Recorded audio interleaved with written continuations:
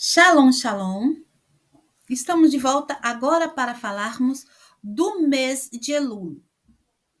O mês de Elul é o sexto mês do calendário hebreu, que é o calendário divino, o calendário dado ao povo de Israel, o calendário original da criação do mundo. O povo hebreu, ele mantém a originalidade e a tradição desde os tempos de Adão. Então, toda a cultura, a tradição, o calendário, os ensinos, a Torá, tudo é aquilo que o Eterno entregou ao primeiro homem, Adão. E nós seguimos este calendário e seguimos as palavras do Eterno, do nosso Criador.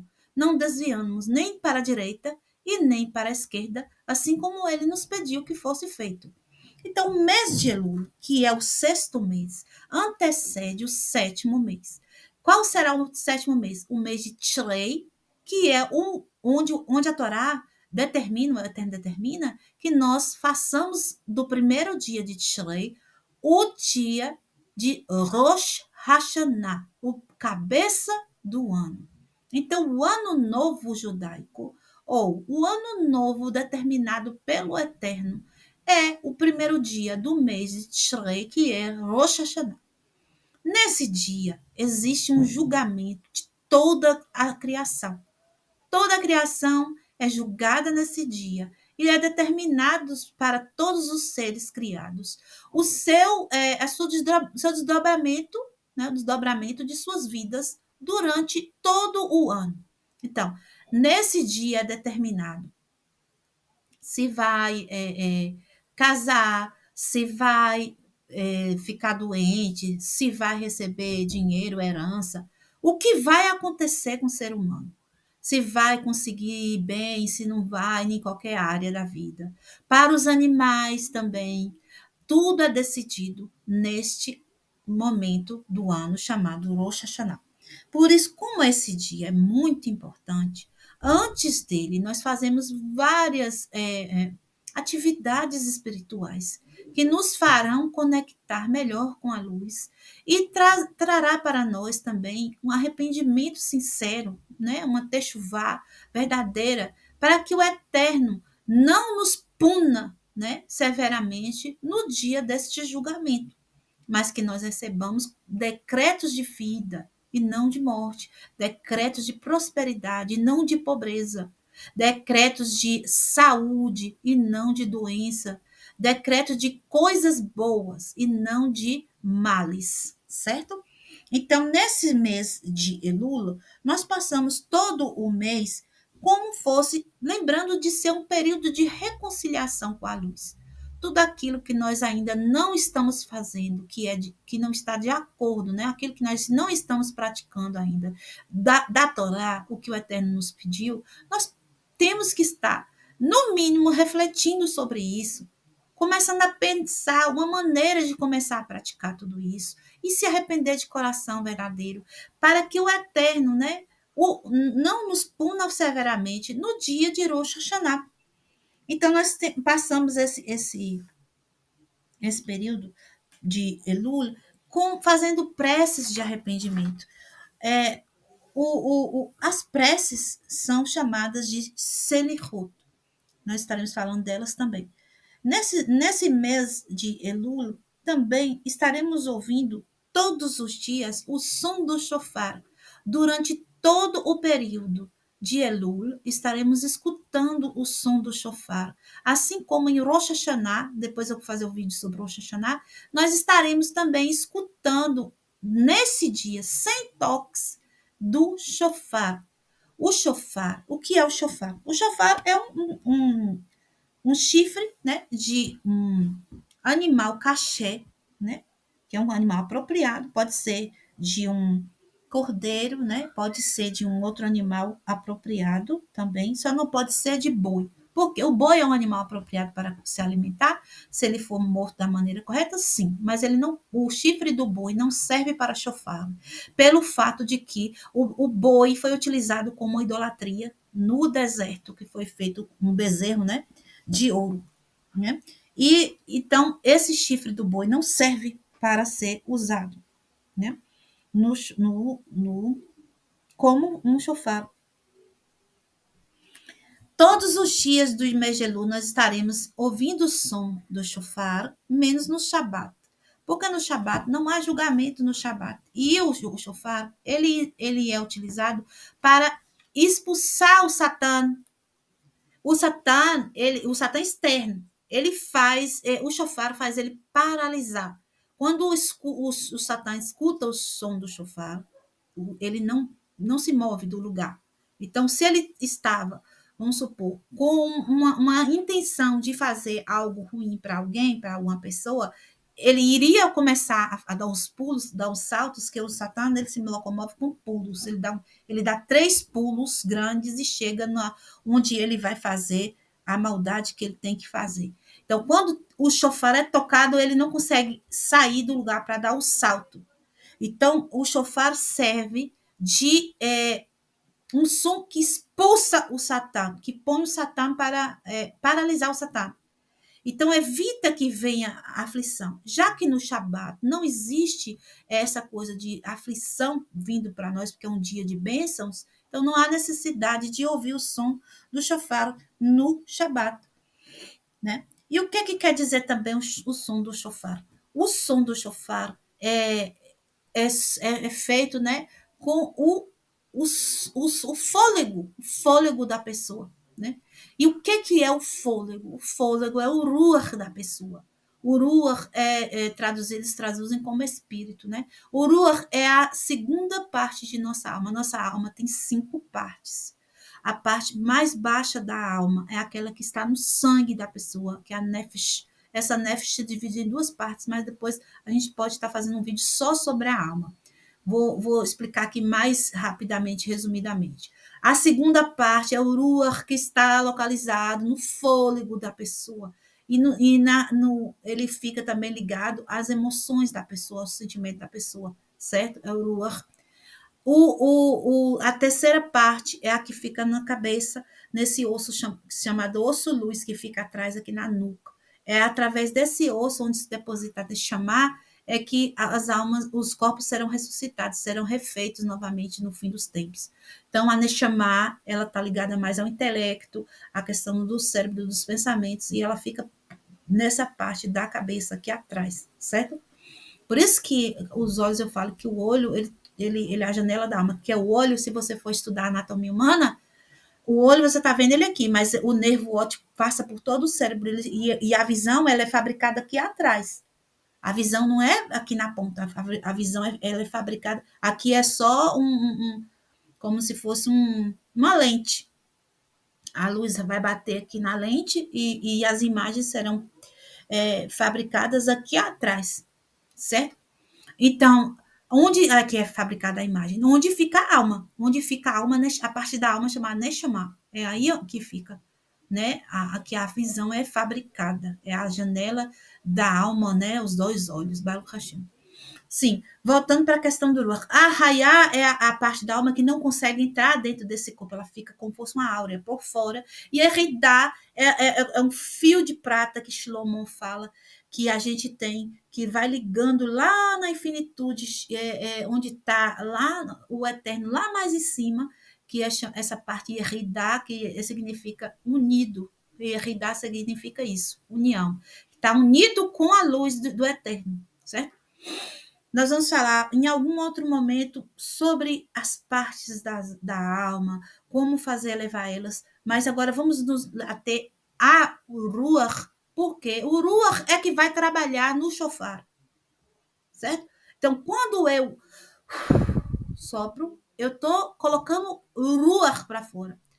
Por isso, a mãe, não sei se vocês já perceberam, quando o bebê muito novinho tá assim, ansioso, a mãe soprar a cabecinha, soprar o bebê se acalma. O bebê recebe da alma da mãe o alento. Não é bom trocar beijos, saliva com pessoas que você não sabe se ela tem um espírito bom, porque a saliva é a materialização do Ruach. A minha saliva contém o meu espírito, a parte da minha alma chamada Ruach. Então, quando toca-se o chofar, vou utilizar do Ruach. O Ruach é que está fazendo esse trabalho de soltar parte dele como um gemido. O que quer dizer isso? É como se a alma tivesse. Olha, eu estou falando aqui, mas quem está falando aqui é a minha parte consciente, ou seja, é o meu corpo. Claro que minha alma está dentro de mim, mas ela está com uma inconsciência dentro de mim, não uma consciência. A minha alma, ela fica mais escondida dentro de mim, né? Eu recebo insights da alma. O que é insights? Aí a parte da Neshama vai soltando, né, alguns pensamentos que ela sabe de tudo, né? Ela sabe, ela viu tudo e está guardada dentro de mim. Eu preciso fazer o ticum com esse corpo, porque esse corpo, ele vamos botar assim, inocente, não que seja inocente por não ter praticado o mal, mas inocente ele não sabe da plenitude completa das coisas da verdade, do Olam Emet. O que é o Olam Emet? É o mundo da verdade que só é mostrado para as almas quando a pessoa desencarna. Então, só a alma tem acesso a esse mundo. O que é o mundo da verdade? É aqui onde você vai saber quem é quem de verdade, né? Para onde é que nós estamos indo, quem somos nós, aonde nós estávamos, de onde nós viemos, o que nós já praticamos. Esse é o Olam Emet.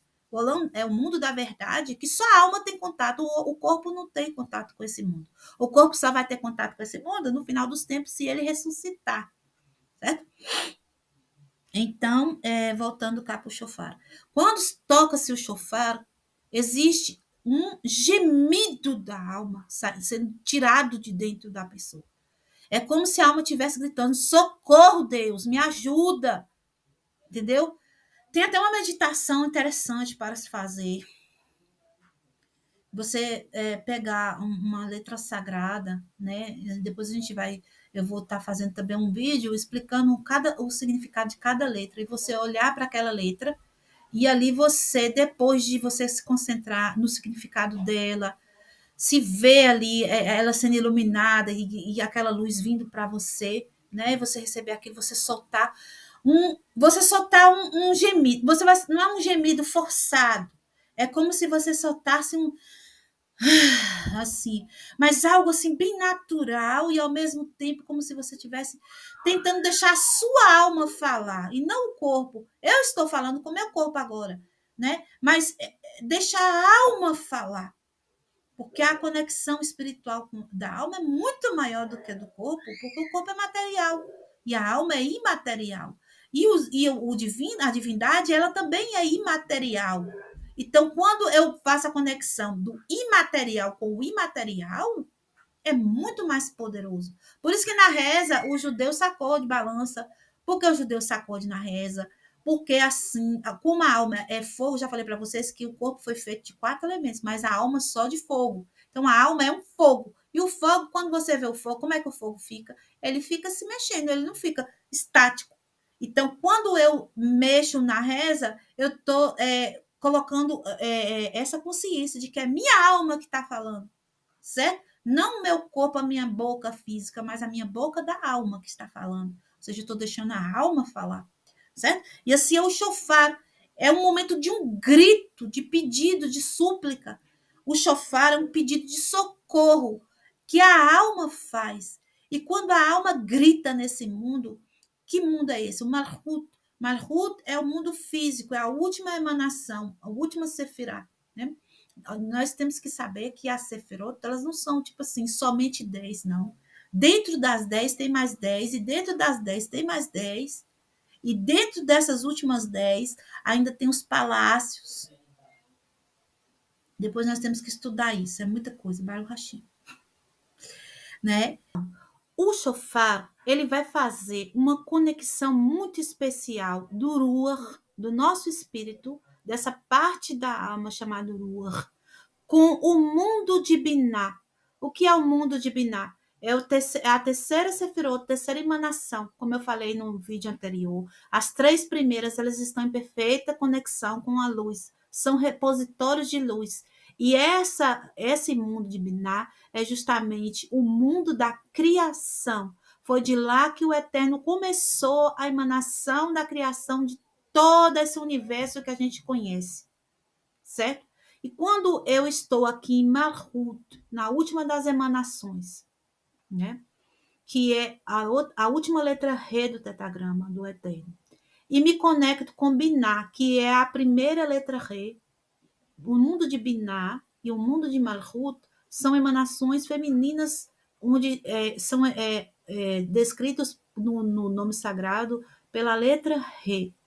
O nome sagrado que compõe todo a criação do Eterno é o Yud, Re, depois a letra Vav e depois a letra Re.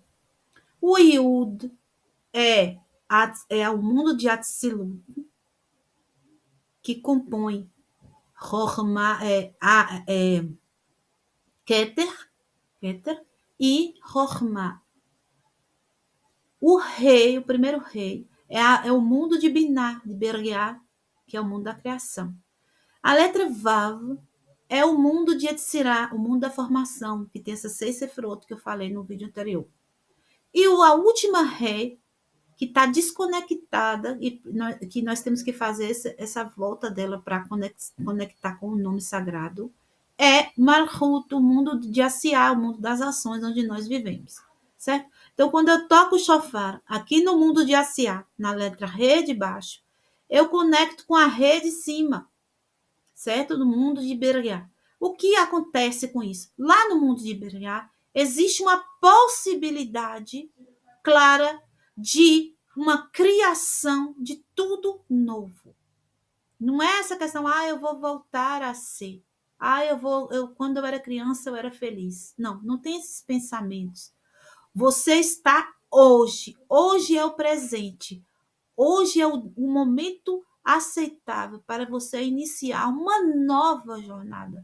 Uma nova vida. Não uma vida que você já viveu, que você achava que você era feliz. Não. A felicidade vai partir da semente que você vai plantar hoje. Então, quando eu me conecto no mundo de Asiá, com o mundo da criação, eu tenho muitas e muitas infinitas possibilidades de criar uma realidade nova para mim. Como? Lá existe uma emanação que existe uma raiá, meu nome é Raiá, existe uma raiá que tem certo status espiritual que eu almejo. Então, nesse momento do toque do shofar, eu posso pensar nisso, eu posso trazer essa kavaná, essa intenção para a minha mente, de que eu posso existir dessa forma, eu posso ser criada dessa forma. Uma pessoa que tem uma emanação espiritual mais elevada, entendeu? Isso pode ser para qualquer área da vida, porque em Rosh Hashanah, meus irmãos, em Rosh Hashanah está sendo decretado tudo que você possa imaginar. Até se você vai passar numa prova lá na faculdade, ou na escola, ou se você vai conseguir uma elevação lá no trabalho, né? uma promoção lá no seu trabalho, ou se você vai conseguir aprender o hebraico que você tanto quer aprender, ou se você vai conseguir ter seu filho que você tanto quer ter, ou se você... Tudo que você pode desejar para o ano que vem será determinado em Rosh Hashanah. Por isso o toque do shofar é feito em Rosh Hashanah. E tem mais questões também, além dele paralisar o Satan. A gente vai estar falando, né, a partir de agora, todos os vídeos que fizer, falando um pouco sempre dessas coisas, porque é isso que acontece no mês de Elul, né? O toque do shofar, né, como eu já falei, e tem outros costumes do mês de Elul. Também tem uma importância do toque do shofar, para quê? Porque o que aconteceu lá no deserto foi o seguinte, quando Moshe desceu com as segundas tábuas, foi no Rosh Chodesh de Elul, primeiro dia de Elul. E o povo tocou o shofar para avisar que Moshe estava vivo, que Moshe estava descendo do Shammai, né, dos céus, para trazer as tábuas da lei novamente. Então, a gente também tem essa tradição de tocar o shofar no mês de Elul, pelo fato de que ele também serve como um alerta, né, para as pessoas, um alerta para nós. Quando nós ouvimos o som do shofar, nós nos alertamos, olha, está chegando o dia do decreto. Então, eu tenho que fazer, né, arrependimento sincero, eu tenho que fazer selihot, que é súplicas ao Eterno. Então, o shofar ele vai estar também nos lembrando da importância do Rosh Hashanah, que está próximo. Então, né, o shofar também serve para isso, para alerta. Tem outra tradição importante no mês de Elul, que é a leitura do Tehillim, do Salmo 27, duas vezes no dia. Por que a gente vai ler o Tehillim, os Tehillim 27 duas vezes no dia? Porque o Tehillim 27 contém 13 vezes o nome sagrado, esse nome que eu falei, Yud, Re, Bevav, Re, esse nome sagrado, que é o nome do Eterno, que nós não podemos nem falar as letras seguidamente, não podemos escrever e apagar, não podemos falar o nome dele alto. Por quê? Porque é o grande e excelso, magnífico nome do Eterno, que compõe toda a criação, certo? Então, esse nome grande e maravilhoso, ele está contido no Salmo 27, 13 vezes. Para ser feita a leitura dele, para acontecer uma kavaná mais intensa, é bom que seja feito visualizando as letras sagradas e pronunciando as palavras em hebraico. Mas se os irmãos ainda não têm a capacidade disso, podem estar escutando, né? Eu vou deixar no grupo o Tehillim 27 em áudio, para que os irmãos venham estar escutando. Utilizem na internet ou no livro de Tehillim que vocês têm em casa, olhar, visualizar as letras. Também profira ele em português duas vezes no dia. É bom fazer a leitura dele depois do Shacharit, já está até no Sidur lá, e depois do Arvit. Ele não está no Sidur, depois do Arvit, os irmãos podem pegar, voltar, né, as páginas do Sidur, lá do fim do Shacharit, e ler no final do Arvit, durante todo o mês de Elul, para estar invocando a misericórdia. 13 é isso. 13 é o número a palavra Havá, né, em hebraico, é amor. E a Havá tem a numeração, quando você conta o valor de cada letra, compõe 13, né? Então, quando eu falo 13 vezes esse nome, eu estou pedindo a misericórdia, a bondade, o amor do Eterno, né? E isso vai fazendo com que ele ainda tem ainda mais condolência para conosco, para com nossos pedidos de perdão, de nossos pedidos de desculpa. Baruch Hashem, né? Porque nós sabemos que Rosh Hashanah é o dia do julgamento de todas as almas.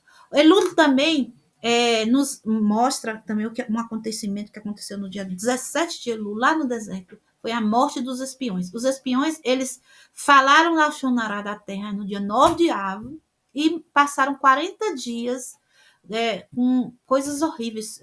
A língua deles apodreceu e começou a sair bichos, eles ainda vivos, inchou na boca deles, eles ficou sem poder se alimentar, então eles morreram à míngua.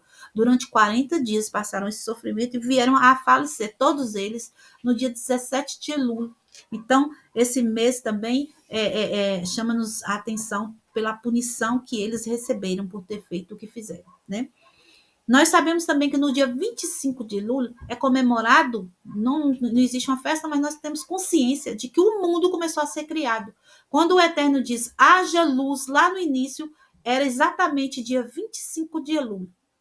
O Eterno começou a criar a tudo que existe no dia 25 de Elul, e o homem foi criado em Rosh Hashanah, no primeiro dia de Shrei, 6 dias, no sexto dia, após, porque Elul tem 29 dias, então dia 25, 26, 27, 28, 29, sexto dia, primeiro de Shrei, o homem foi criado, né, que é o Rosh Hashanah, o cabeça do ano. Então isso também é importante saber a respeito do mês de Elul.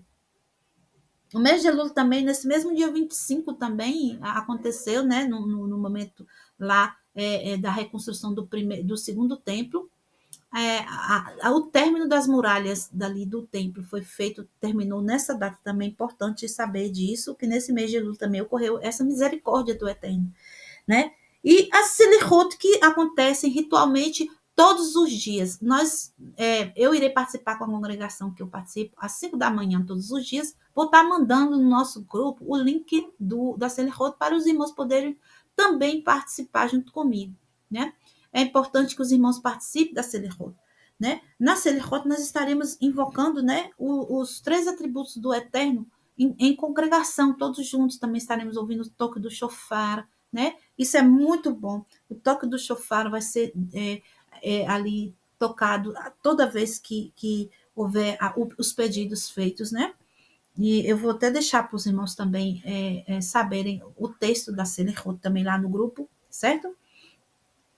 Eu vou falar aqui sobre os 3 atributos. O primeiro atributo é dito assim: Adonai, o nome do Eterno, né? A gente fala ele a primeira vez. Quando a gente fala o nome do Eterno a primeira vez, a gente está invocando esses mundos de baixo, onde eu já falei que estão desconectados, que são as 6 Sefirot de baixo e Malhut. Eu estou chamando Adonai para ter compaixão do homem antes que ele peque, mesmo sabendo que no final ele pecará. Tenha piedade de nós, meu Pai. Mesmo que nós somos falhos, que nós venhamos pecar, tenha piedade. Depois, na outra vez que eu chamo o nome do Eterno, eu já estou chamando, né, essa parte de cima, onde tem uma misericórdia, assim, é uma coisa que não tem essa coisa de que eu preciso fazer para merecer, não. Lá é tudo amor e tudo compaixão, né? Aí ele diz assim: eu sou aquele que tem compaixão do homem depois que ele peca e se arrependa. Né? É isso que quando chama esse nome Adonai por último, é o que o Eterno está dizendo. Aí eu digo ele, aí ele quer dizer assim: esse também é um atributo de misericórdia, conforme está escrito: meu Deus, por que me abandonaste? Pois não se pode dizer o atributo de justiça severa, porque tu me abandonaste. Porque o atributo de justiça severa do Eterno é o Elohim. Então, nós não falamos Elohim nesses pedidos, nós falamos ele, somente a parte de misericórdia. O quarto atributo, piedoso, ele tem piedade dos pobres. Que pobres? Então são as pessoas que não têm nada. Não, gente. Pobres não é pobreza de recursos financeiros, não. A pobreza do homem que recebe a misericórdia de Deus. É aquela pessoa, como Moshe Rabbeinu, o homem mais humilde da terra. É até bom falar sobre isso, para falar sobre humildade. Humildade não é se arrastar no chão sujo, ficar sem limpar a casa, vestir roupa rasgada. Isso não é humildade. Isso é miséria. A humildade, a pobreza que o homem tem que ter diante do seu Criador é saber que sem o Criador, sem a luz do Eterno, nós simplesmente não existimos, nós não somos nada. Essa é a pobreza. Eu sou pobre diante de Deus, porque eu não tenho nada. Tudo é Deus. Se não for o Eterno, nem respiração eu consigo ter. Eu não consigo enxergar, não consigo falar, eu não consigo me movimentar. Sem o Eterno eu não existo. É isso, essa consciência de pobreza. Okay? Não é questão de, eu não tenho, eu sou pobre, eu não tenho dinheiro. Não é isso, certo? Você tem que ter os recursos aqui na Terra. Como que você não vai ter o recurso? Como é que você vai fazer o serviço divino, né? Então, o quinto é o igracioso, é o que tem graça, misericórdia, bondade, né? Com os ricos. E esses ricos não é o rico de dinheiro também, não. É o rico de quê? É o rico de mitzvot, o rico de bondade do Eterno, a pessoa rica de bênçãos do Eterno, a rica de conexão com o Eterno.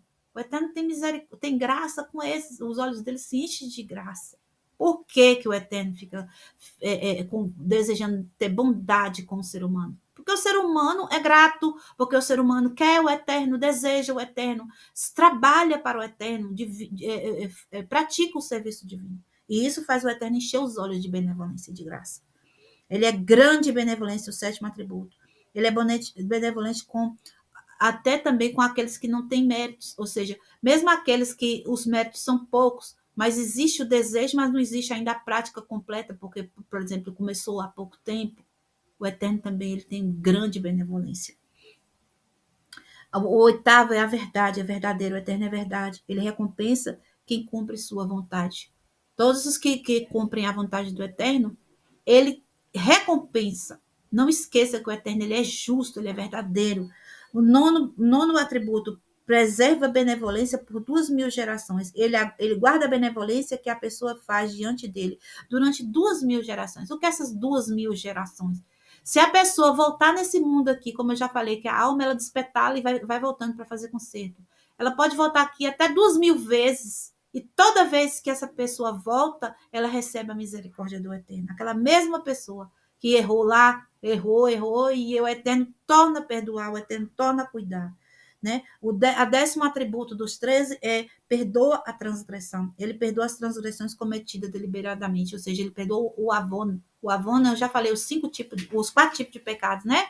O ret, que é o pecado sem querer, o avon, que é esse, que é a transgressão, que a pessoa faz sabendo que está fazendo.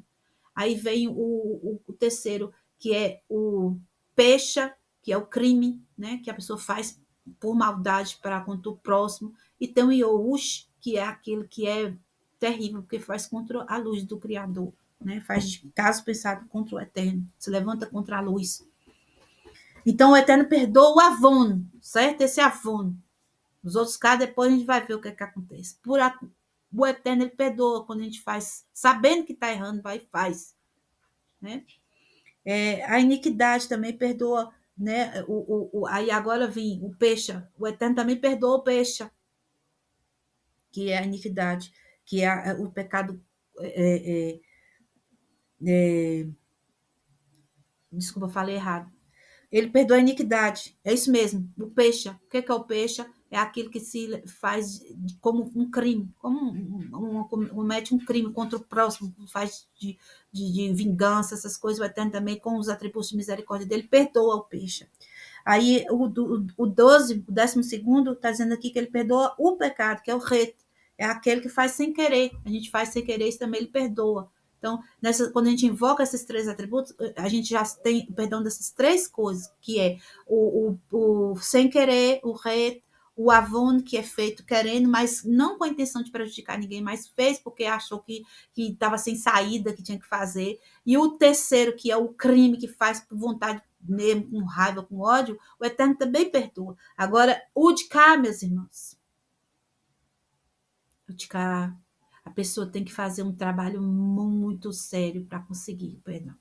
O perdão do Yush, a pessoa só consegue na morte dela. A própria morte da pessoa é que vai fazer a expiação desse pecado, certo? E nisso ela tem que depois também fazer, né, uma limpeza no Guernã, e tem que provavelmente voltar aqui, parte dela, para poder completar o trabalho, certo? Baruch Hashem. Baruch Hashem. E aí temos aqui o 13º, dizendo assim, que ele limpa, ele absolve quem se arrepende, mas não quem não se arrepende. Ou seja, o Eterno, ele limpa esses 3 primeiros, que eu falei, o quarto não faz parte disso, o quarto a pessoa vai ter que fazer mais trabalhos além. Então, quando a gente invoca os 3 atributos, é muito importante cantar os 3 atributos com a congregação. Por quê? Porque eu não posso falar assim os 3 atributos, eu estou falando aqui em português, mas em hebraico, assim, eu não posso falar assim deliberadamente. Tem um momento certo de falar, tem o dia certo de falar, tem que ter uma entonação correta de cantar, não é falando, é cantando. E quando faz em grupo, ainda é mais